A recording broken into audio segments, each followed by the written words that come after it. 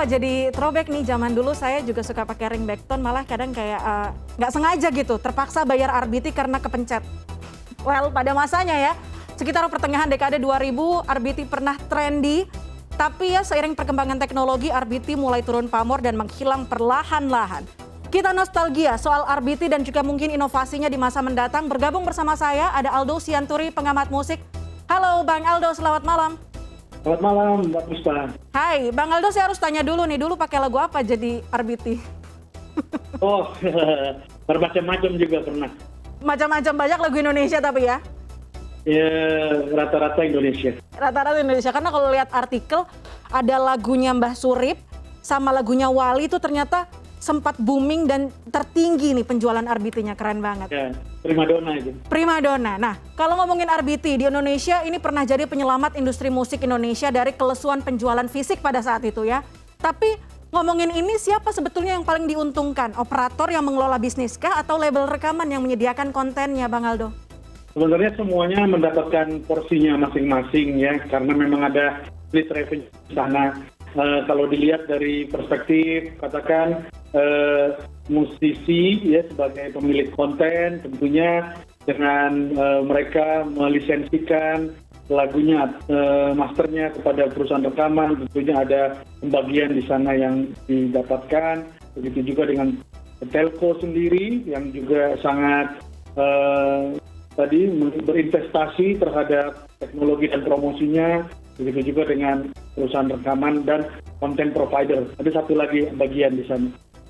Nah, kalau kita ngomongin belak-belakan deh, ngomongin angka, kontribusi pendapatan ringback tone, apakah justru lebih baik dari penjualan fisik pada saat itu, Bang Aldo?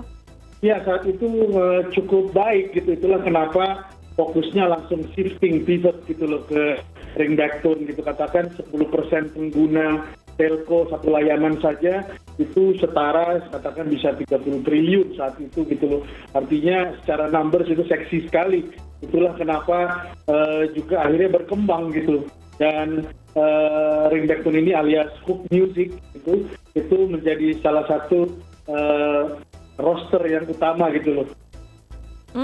Nah, kalau kita flashback Bang Aldo, fenomena nada sambung ini, nada sambung pribadi atau nada tunggu pribadi, ini jadi momen nggak sih kemudian untuk label rekaman mungkin nggak usah rilis album dulu deh penuh, mungkin bisa cek ombak dulu kali di RBT, mungkin downloadnya banyak baru akan rilis, kayak gitu nggak sih?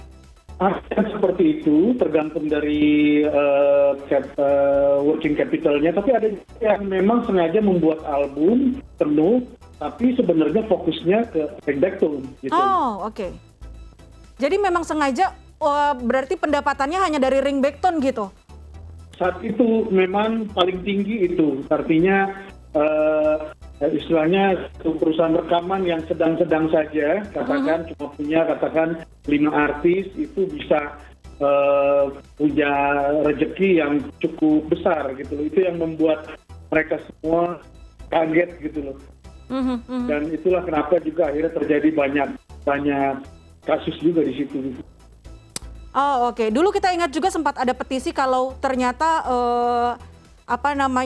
musisi tidak terlalu diuntungkan dengan adanya ringback tone, tapi melihat banyak musisi yang akhirnya merilis karya untuk ringback tone khusus kompensasinya diberikan ringback tone, berarti ini kurang tepat begitu ya?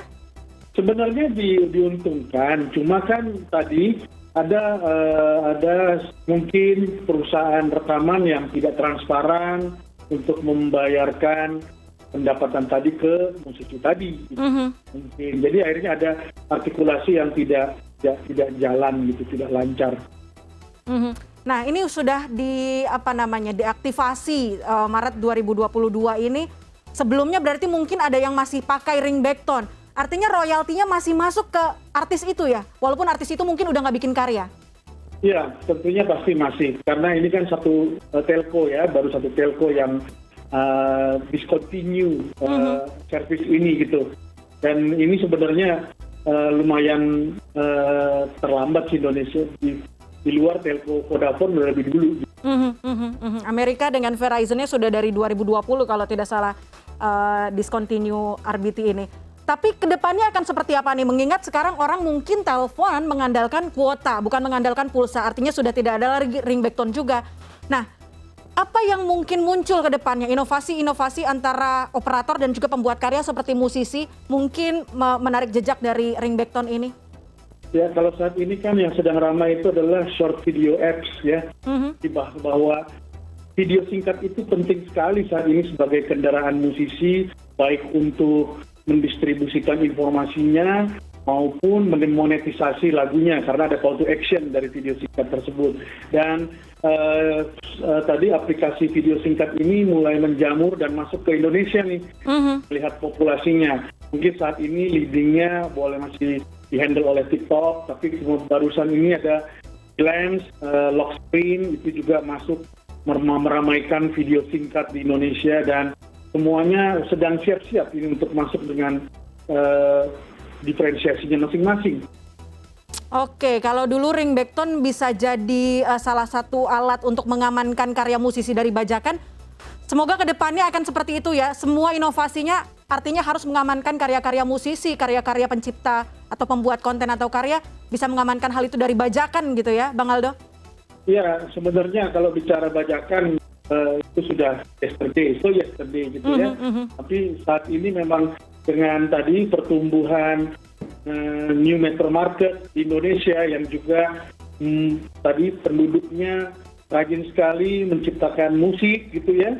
Apalagi di pandemi ini boleh dibilang karya cipta lahir begitu banyak gitu dan tadi content is king but distribution is queen. Jadi artinya distribution vehicle-nya yang sebenarnya sedang dipikirkan untuk menjadi pengganti dari ringback tone karena tadi ringback tone itu sudah usang ya.